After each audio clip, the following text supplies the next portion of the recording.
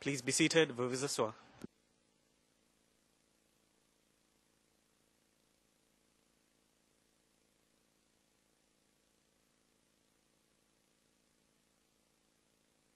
L'audience est ouverte. Vous pouvez continuer. Thank you very much, Your Honor. Monsieur Goldmetzer, merci Madame le Président. Je vais maintenant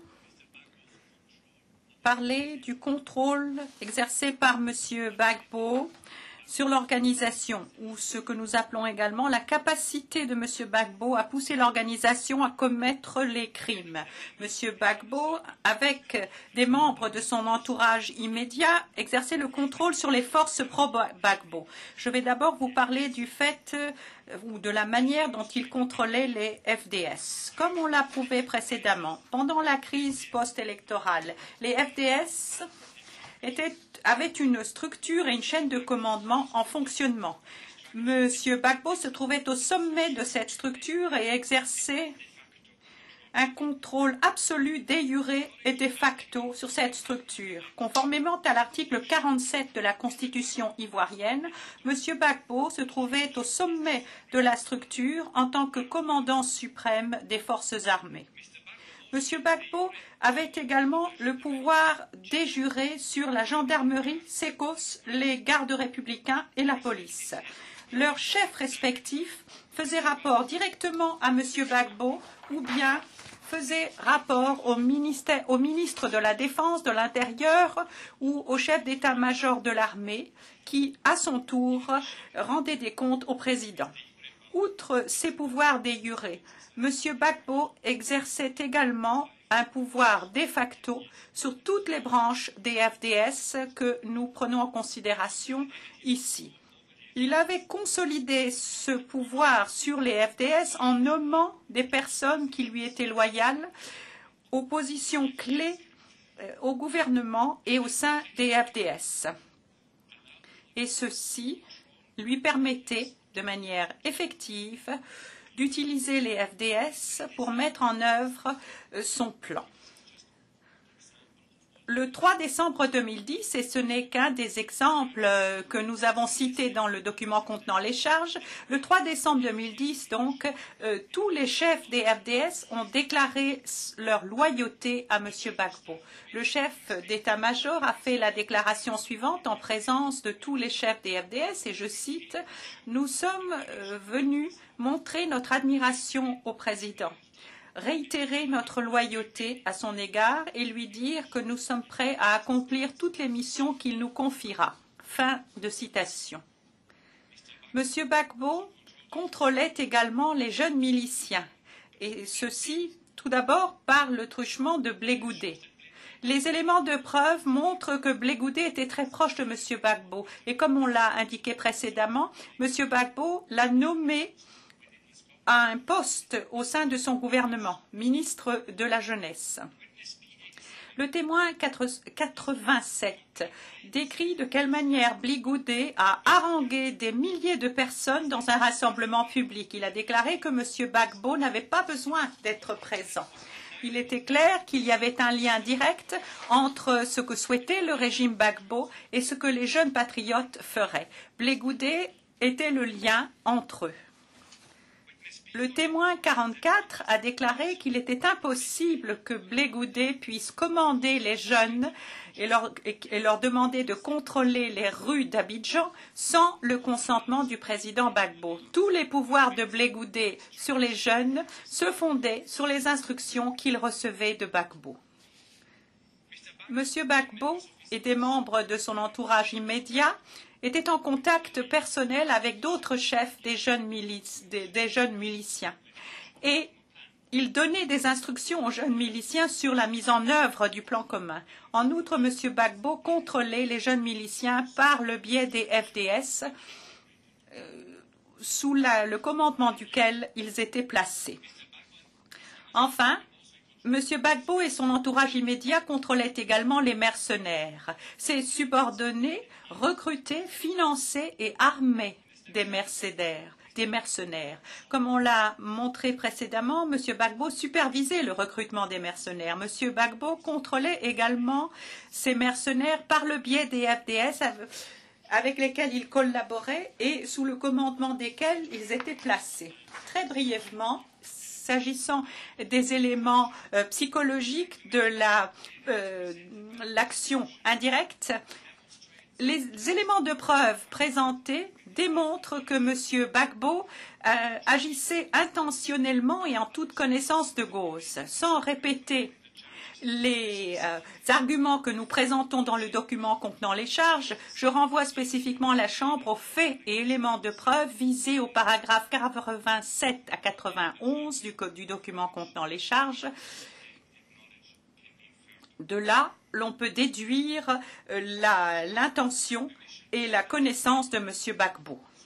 Avec votre autorisation, je voudrais maintenant faire quelques observations sur d'autres qualifications juridiques possibles des faits indiqués dans le document contenant les charges, article 25.3d. Nous pensons que les éléments de l'article 25.3d sont largement couverts par ceux de la coaction indirecte en application de l'article 25.3a, dans la mesure limitée où cela ne serait pas le cas.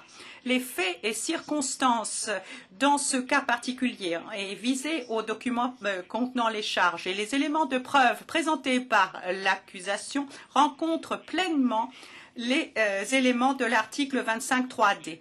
Et si vous me le permettez, je voudrais maintenant passer en revue tous les éléments et donner nos explications à ce sujet. Premièrement, l'élément de l'article 25.3d, selon lequel un crime relevant de la compétence de la Cour a été commis, est pleinement englobé dans l'élément de l'article 25.3a, selon lequel l'accusé et d'autres co-auteurs doivent apporter des contributions qui ont eu pour conséquence l'accomplissement des éléments matériels du crime. Deuxièmement, l'élément de l'article 25.3d, selon lequel un groupe de personnes agissant de concert a commis ce crime est largement inclus dans l'élément de l'article 25.3a exigeant la preuve de l'existence d'un plan commun ou d'un accord entre l'accusé et un ou plusieurs personnes. Comme l'a indiqué une autre chambre de cette Cour, et je cite, « Le concept de plan commun est identique au plan fonctionnel à l'exigence statutaire visée à l'article 25.3d, c'est-à-dire qu'un groupe de personnes agissent de concert. » Fin de citation. Cependant, et je précise, la coaction indirecte n'exige pas que les auteurs physiques du crime s'associent au plan commun. L'article 25.3d stipule que le crime doit être commis par un groupe.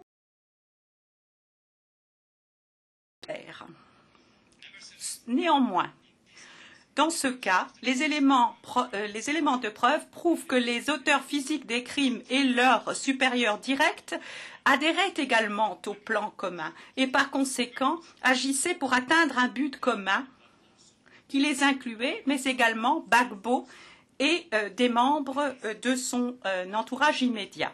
Ceci peut être déduit, entre autres, des faits suivants. Petit a. Les auteurs physiques et leurs supérieurs directs ont mis en œuvre le plan commun de manière coordonnée.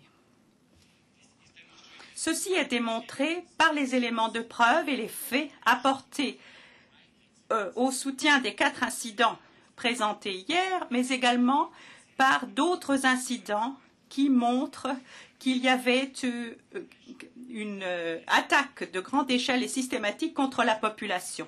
Tout cela a été perpétré par les forces pro-Gbagbo, utilisant le même modus operandi que les principaux acteurs. Petit b. Les membres des forces pro-Gbagbo ont affirmé expressément qu'ils appuyaient le plan commun. Et ceci peut être retrouvé à la note en bas de page 146 du document contenant les charges. Petit c. Les membres des forces pro-Gbagbo ont également affirmé expressément leur intention de commettre des crimes pour maintenir Gbagbo au pouvoir. Nous avons donné quelques exemples hier dans la présentation des 4 incidents. Une référence systématique a été faite au fait qu'il fallait maintenir Gbagbo au pouvoir contre Ouattara et ses partisans. Je voudrais faire référence également aux éléments de preuve inclus dans les notes en bas de page du document contenant les charges. Notes en bas de page 148, 198, 216, 219 à 221, 224, 226 à 229, 245 à 247. Donc, il y a des éléments de preuve écrasants que les auteurs physiques, en l'occurrence, ont bien agi avec l'intention de maintenir M. Gbagbo au pouvoir. De plus, et ceci est très important, M. Gbagbo a donné à ses subordonnés des motifs personnels de faire tout ce qui était nécessaire pour le maintenir au pouvoir.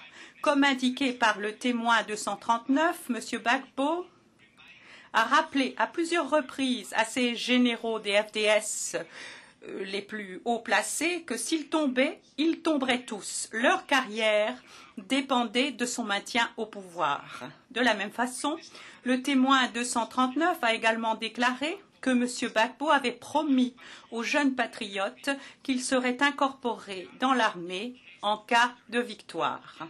Donc, une nouvelle fois, ils auraient un emploi. Ils seraient intégrés dans le cas où M. Gbagbo restait au pouvoir. Il a également payé les dirigeants des jeunes patriotes et des montants importants. Et eux aussi dépendaient du maintien au pouvoir de M. Gbagbo. S'agissant des mercenaires, les mercenaires étaient payés également et étaient payés très cher pour servir le régime de M. Gbagbo pour mettre en œuvre le plan commun. Et c'était une affaire très juteuse pour eux. Ils dépendaient eux aussi pour leur salaire du maintien de M. Gbagbo au pouvoir. Donc 0021-1290. En outre, les forces pro-Gbagbo ont adhéré au plan commun et cela peut être déduit du fait qu'ils opéraient au sein d'une structure qui avait une chaîne de commandement fonctionnel avec leurs chefs militaires et politiques, y compris M. Gbagbo et les membres de son entourage immédiat, et qu'ils avaient adopté le plan commun et qu'ils avaient agi avec constance pour mettre en œuvre ce plan commun. Je voudrais faire référence à la jurisprudence de la Cour ICC 0109 01 11 373 paragraphe 352. Troisièmement, l'élément de l'article 25.3d, selon lequel l'accusé a contribué au crime, est inclus dans l'élément de l'article 25.3a, selon lequel l'accusé a apporté une contribution au plan commun et par ce truchement au crime. L'article 25.3d exige un niveau plus faible de contribution au crime que la coaction indirecte. Par conséquent, le seuil de contribution au crime au titre de l'article 25.3d est nécessairement respecté par les contributions qui sont conçues pour atteindre le seuil plus élevé visé à l'article 25.3a. Nous faisons valoir que les articles 25.3a et 25.3d requièrent une contribution au crime, même si à l'article 25.3a, la contribution à ce crime se fait par le truchement du plan commun. Il doit y avoir, à notre avis, un lien causal entre le comportement de l'accusé et la commission du crime. Sinon, selon nous, une personne serait considérée comme responsable à l'article 25.3 sans avoir effectivement commis un crime ou y avoir contribué. Quatrièmement, l'élément de l'article 25.3d, selon lequel la contribution est intentionnelle, est totalement englobé dans l'élément article 25.3a, selon lequel l'accusé a agi intentionnellement. Cinquièmement, l'élément de l'article 25.3d, petit i, selon lequel la contribution a été faite dans le but de commettre l'activité criminelle ou le dessein pénal criminel du groupe peut être établi par les éléments de preuve présentés par l'accusation qui prouvent que M. Gbagbo a pris fait et cause pour le plan commun et qu'il a de manière constante œuvré pour le mettre en œuvre au fin, et ceci et également qu'il était animé par le degré nécessaire d'intention et de connaissance visé à l'article 25.3a. Enfin, l'élément de l'article 25.3d, deux petits i, selon lequel la contribution était faite en pleine connaissance de l'intention du groupe de commettre le crime et dans une large mesure englobée dans les éléments subjectifs de l'article 25.3a. Bien que ces éléments ne couvrent pas nécessairement la connaissance ou de l'intention des auteurs physiques, dans ce cas présent, cela peut être déduit des faits et des éléments de preuve sur lesquels s'appuie l'accusation pour établir les éléments pertinents au titre de l'article 25.3a, document contenant les preuves, paragraphes 87 à 91. Comme on l'a déjà indiqué le premier jour, Madame le Président, même si la Chambre accepte le fait que les éléments de preuve de l'accusation établissent des raisons substantielles de croire que M. Gbagbo a commis les crimes en tant que coauteur indirect, l'accusation néanmoins invite la Chambre à émettre des conclusions au titre de l'article 25.3d petit i ainsi que 25.3d de petit i. Et ceci pour présenter une qualification juridique autre à la Chambre de première instance et pour restreindre la nécessité d'avoir recours à la norme 55. Madame le Président, je vais terminer ma présentation ici, mais j'aimerais ajouter cependant que l'accusation a l'intention maintenant de présenter ses arguments en ce qui concerne l'interprétation juridique de l'action indirecte au titre de l'article 25.3a et de la responsabilité au titre de l'article 25.3d par écrit dans le cadre de son mémoire de clôture.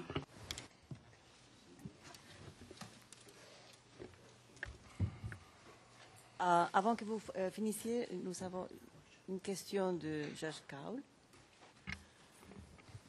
Yes, I have. Le juge Cole, oui.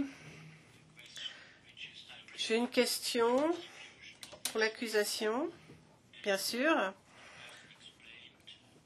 Vous avez expliqué tout d'abord, en détail, le mode de responsabilité pénale en application de l'article 25.3a. Et ensuite, vous nous avez parlé, vous avez dit que d'après l'accusation, l'article 25.3d pourrait aussi être mis en œuvre. Bien. Je pense qu'il incombe à l'accusation d'étudier en détail toutes les qualifications juridiques éventuelles en matière de responsabilité pénale. Je serais très intéressée de savoir exactement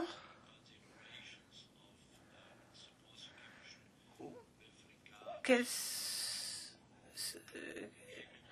sont les réflexions de l'accusation en ce qui concerne la responsabilité en application de l'article 28, la responsabilité du supérieur hiérarchique.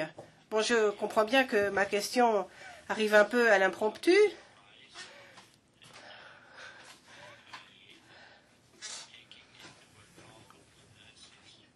Cela dit, je suis parfaitement prêt à accepter que l'accusation nous demande un peu de temps, de réflexion, avant de nous répondre. Réflexion collégiale, bien sûr, de la part de l'accusation. Et il serait bon, sans doute, d'obtenir une bonne réponse, bien étoffée. Bien sûr, dans la mesure où, bien sûr, si l'accusation considère qu'elle est capable de répondre maintenant, tout de suite, de manière détaillée et étoffée, je serais ravi de l'entendre. En ce qui me concerne, en tout cas. That's my question. Voilà ma question. Thank you, Mark. Je vous remercie de cette question. Dit M. Goldmetzer. Bien avant cette audience, bien sûr, nous avons entretenu de cela au niveau de l'équipe et je peux vous répondre tout de suite. Le premier jour,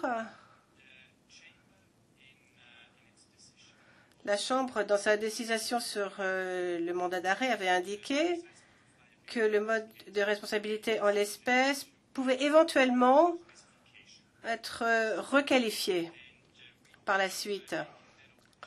C'est pour cela que nous avons saisi cette occasion pour vraiment étudier tous les modes de responsabilité que l'on trouve à l'article 25 et l'article 28 pour voir lequel serait le plus applicable en l'espèce. Et notre conclusion est la suivante. Au vu des éléments de preuve et des faits, donc, que je vous ai présentés cet après-midi, nous pensons que tous les modes de responsabilité, mis à part la commission directe au titre du 25.3a, est satisfait. Pour ce qui est de l'article 28, d'après nous, une forme d'encouragement de la part de M. Gbagbo envers ses troupes a été fait de la façon suivante.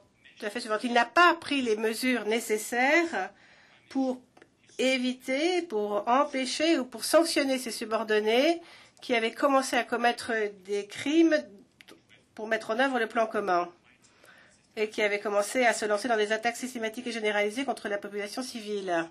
De plus, nous vous avons aussi présenté des éléments de preuve montrant que M. Gbagbo avait connaissance des crimes commis par ses subordonnés.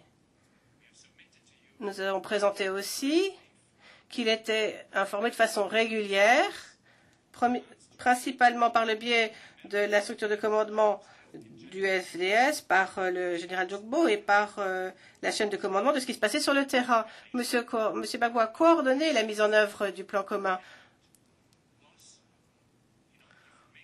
Donc, il disposait des informations, il savait ce qui se passait sur le terrain. Le FDS avait une chaîne de reporting parfaitement efficace. M. Gbagbo savait exactement ce qui se passait. Et pour ce qui est la troisième exigence de l'article 28, Gbagbo était le commandant en chef. Il avait contrôle effectif, il avait l'autorité sur toutes les branches du FDS. Donc, d'après nous, c'est ainsi que les faits et les éléments de preuve présentés dans notre présentation satisfont bien aux exigences demandées à l'article 28.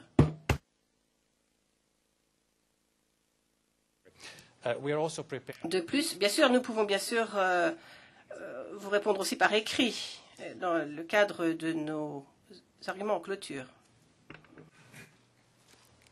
Je vous remercie. Thank you. Je vous remercie. La juge Van Weigert, j'ai une question sur l'organigramme. Donc, j'aimerais que vous soyez un peu plus précis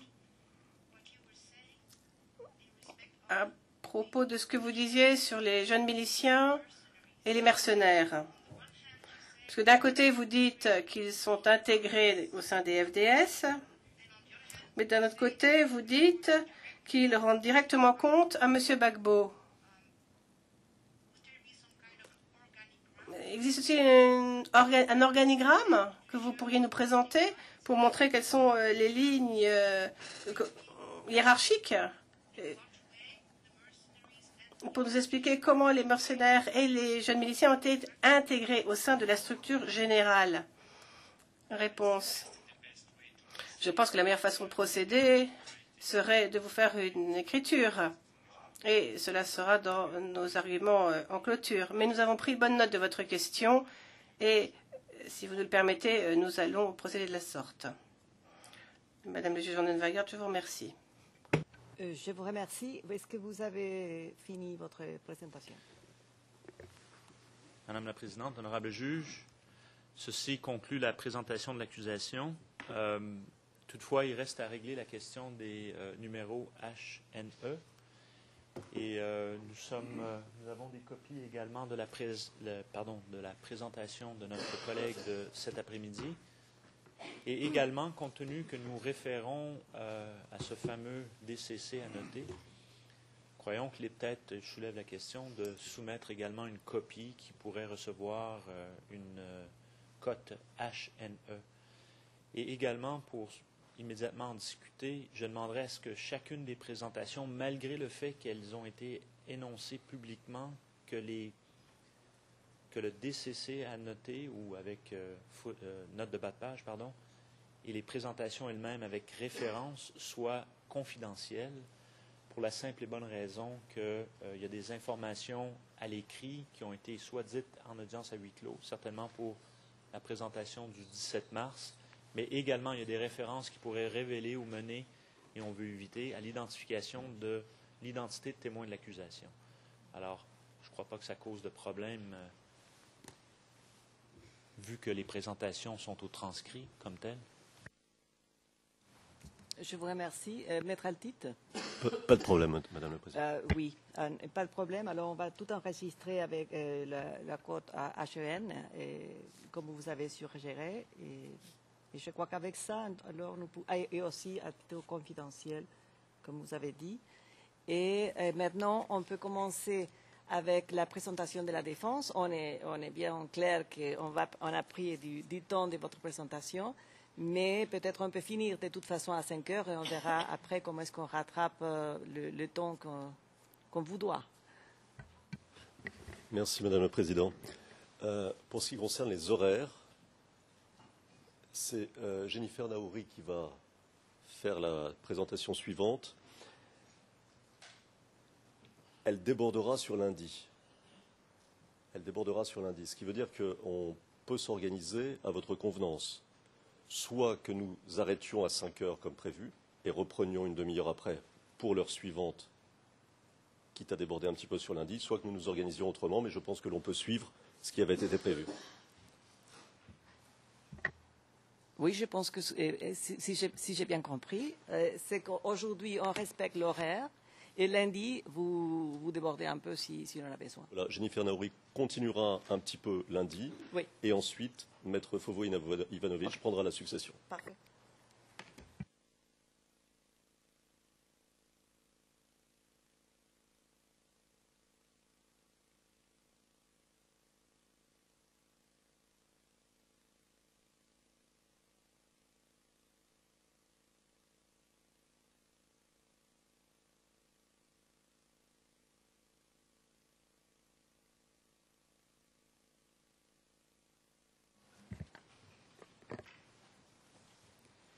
Madame le Président, Madame, Monsieur les juges, avant de commencer, je voudrais demander au greffier d'audience s'il pouvait donner accès à notre case manager, puisque notre présentation sera soutenue par un PowerPoint tout au long de la présentation.